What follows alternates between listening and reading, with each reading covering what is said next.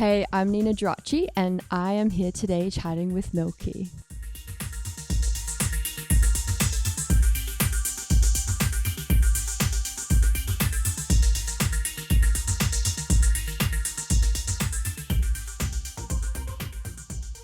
I think this is the first time, well, it's my first album. It's the first time I've rolled out music calling it an album. And I've made big projects before, but they were much less intentional and cohesive, I think, than this album. And I think this album has more to say than any of my previous releases have, and has more of a story to it, and it's so much more about my life than anything else that I've released has been. I don't really mind how other people digest it and perceive it, because I've released mixtapes and stuff and people have referred to them as albums, and that's fine. I don't really mind if people do that. But for me, those previous releases were kind of just a bunch of music or a bunch of songs that I made separately from one another and then made them work together after.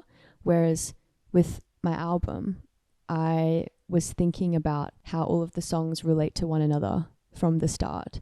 And once I kind of had about half of the album, I knew what it was about. And then it was very easy to finish the second half because I knew I had a bit of a North Star for what the final songs had to kind of include. And it was easy to go back and make them all work together, knowing what it needed to be. The first song I made that made me think, I want to save this for an album and I want this to be the first single and I want to make an album around this song, was All I Am. And I made that in mid-2023, about 2 years ago, with a bunch of friends. It was a really awesome, happy accident. We were just having a jam and that song came out of it and they were all cool for me to release it. And it felt like a nice palette and scaffold to use to make a whole bunch of other music. I didn't have a title or a vision beyond, I just want this to be an album song. So I kind of saved it. I put it aside. I didn't put it on Girl EDM or anything like that because I knew I wanted it to be kind of the next thing after that. That was the first inkling that I was ready, because I've always wanted to make an album, but that was the first time I felt like I was equipped and I had enough material, or had the right material to do it. There's some songs that are a little bit, well, they started out as kind of being about nothing necessarily, and then I made them relate back later. Like those kind of songs are like Battery Death and Cyrac, perhaps. But then songs like Sing Good and iPod Touch and even Delete a little bit are super about my life. I feel like they're songs that only I could have made because they're so from my specific experiences. Like Sing Good and iPod Touch are specifically about my hometown and growing up there and finding my favorite music there when I was younger. Yeah, it's just like a really easy source from which to write because I know myself. It's easy to pull from, I guess. But I do really like writing about nothing as well. Like I have a few songs in my discography that are about like a dream I had or like a hypothetical situation. And that's also really fun. But I like that the songs on this album, for the most part, are about me. And people can listen to them and understand me better, maybe. It's actually stuff I'm really proud of and excited to tell people about. I like people knowing about how I found my favorite music and like listening to it on the bus, and like that stuff's personal and specific to me, like the specific bus route I caught and stuff, but it's nothing that I'm embarrassed about or I think people would judge me for. Maybe the Delete subject matter is a little bit embarrassing because it's kind of about posting a photo just for one person to see, and that's a bit embarrassing, but everyone does that, so it's a universal experience. I'm not really embarrassed about it. I think, like, you know, some artists put out way more personal music than this and they're very brave for that, but for the most part I think the stuff I'm sharing on here is kind of awesome, so I'm not worried about people learning it.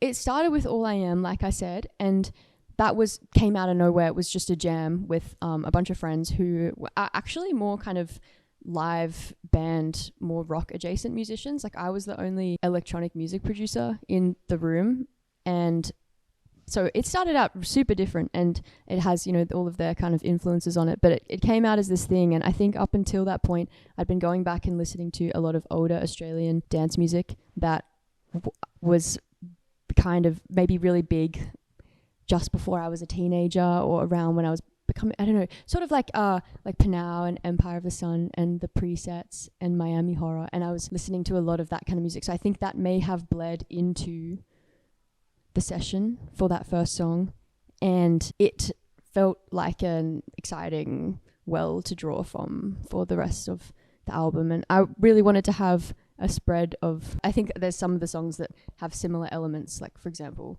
like All I Am and Fuck My Computer, and even the song with Dane, they all have like a saw Reese bass and Four to the Floor drums and stuff. But I wanted to have a bit of a spread and have some more like a halftime song like Battery Death, and like a ballad like Sing Good, and a little bit of everything, hopefully, so people can see more of a range. Every song is really different. For example, a song like Delete started as a voice memo over some piano, like really gibberish mumble, in like late 2019, and that's all it was for like 5 years. And then earlier this year I thought, oh, those lyrics kind of relate to this album concept, maybe I should make something out of this. And then I reproduced the whole song around the vocal idea. But then another song, like for example Battery Death, was like a finished song with no vocals on it, and I felt like it was a bit empty, so then I added those after. Or like Info Hazard, it was a track first before I added any vocals to it. So it's really different. I can start with anything really. There's no one way I think I start a song. It's really different all the time. It kind of depends on the song, and sometimes, like for example, a song like Sing Good was started out as kind of like a mumble recording, but then I would think about the lyrics when I wasn't even at my computer, and I was like walking around, and I would think of something that went with it, so I'd go into the notes and write it down and then produce it all later. But then other times like Cyrac started with just like percussion, and so yeah, it's really different every time. Yeah, I would say iPod Touch, because it's pretty accessible and it has my voice on it and it tells a bit of my story. It's also danceable. It's like a bit of a progression to it. It's like softer at the start and harder at the end. And I would say Fuck My Computer, because it's still a dance song, but it has more interesting sound design elements than most of the other songs on the album. There's something to kind of listen to beyond just kind of the Four to the Floor and the bass, and it's conceptually it works. It's a nice encapsulation of maybe what the album's about. And then maybe Delete, because it's kind of similar to iPod Touch. It has my voice, and I think it's a bit catchy, but it's also a good live song. No, I don't. I actually looked for it. So when I shot the video, I was in my hometown and staying at my family's house. I went through all my old stuff and I found my iPod, and it's in the cover art, but I couldn't find the case. You'll hear most of the album songs for sure, and a bunch of girl EDM songs, because I think I Love My Computer is it's like the next evolution from girl EDM. I think those two releases still go really nicely together. I think if you're a fan of one, you probably will be a fan of both. So I'm going to play songs from both of those and some older songs. But Dark Crystal is also, like I'm playing, but it's not necessarily like a Nina headline event. It's kind of like a world building showcase. Like this is the 4th year and I'm having my friends play. So it's also super about them and the whole kind of progression of the night. I'm really excited for those. It's going to be so awesome. Got Spilt Milk, and then there's going to be more shows next year for anyone who missed out as well. I know a lot of people have been messaging me about tickets, but there will be more shows. So many EDM legends have come out of Australia, especially from the generation before me. So many of my musical heroes are Australian, and whenever I go to America, people are always excited about the fact that I'm Australian, because they always talk about how there's so many legendary Australian electronic artists, and it makes me so proud. And I think going to America, where things are a lot more kind of bombastic and theatrical, and they love like the put your hands up music, it makes me I don't know if people are as open to that here at home right now, like they haven't been, but going there, I feel so excited about that kind of stuff, and it makes me want to bring it home like a little bit. And like I'm not the only one trying to do that by any means, but I think people, or at least people who like my music, are coming around to that more and more. I think it's going good. It's going up. Maybe. I hope.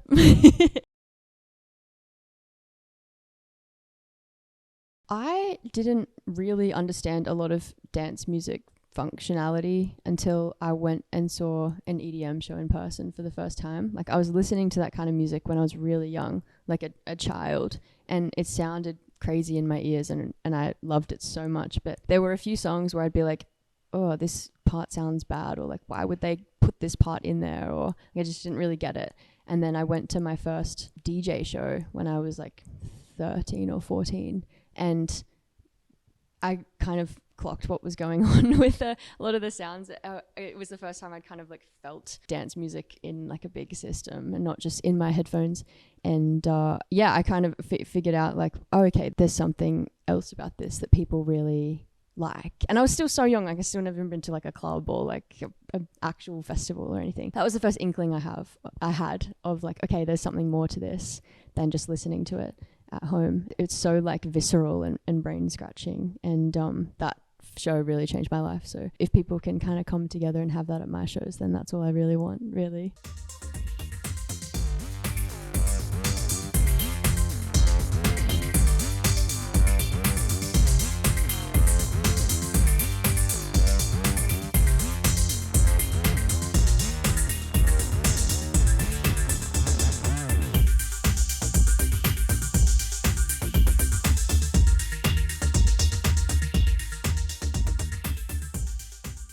Porter Robinson, Skrillex, Sophie, Charlie XCX, and Flume. Lady Gaga. An Awesome Wave by Alt J. Annihilation. This is so fun. Miley Cyrus. Forever by the Veronicas. Or Love at First Sight by Kylie Minogue. Porter Robinson. Porter Robinson. I think it was The Secret Life of the Veronicas. I think I know more songs by the Backstreet Boys. Maybe one of them. Maybe like Iceland. I think it was my dream to go to Iceland. Yeah. I played a really crazy show in Tokyo last year, and it was my first show in Asia, so I didn't know if anyone knew me there or my music. But it was crazy, the people that came, and I met so many nice people, and it was crazy. It was easily like one of my favorite shows of last year, maybe one of my favorite shows ever. Yeah, Tokyo 2024 was crazy. Maybe like a Hatsune Miku cover would be cool, and like a little bit meta, especially if she was doing Fuck My Computer, because she kind of is a computer. That could be interesting. Maybe Skrillex, In My World. Sophie. There's so many legends, it's so hard to say. Oh my god, this is such a subversion. It's usually like the past self. Wow, that's so tricky. Make sure you get enough sleep and water. Sometimes I'm not getting enough now, so hopefully she's a bit better at it in a year. Big Magic by Elizabeth Gilbert.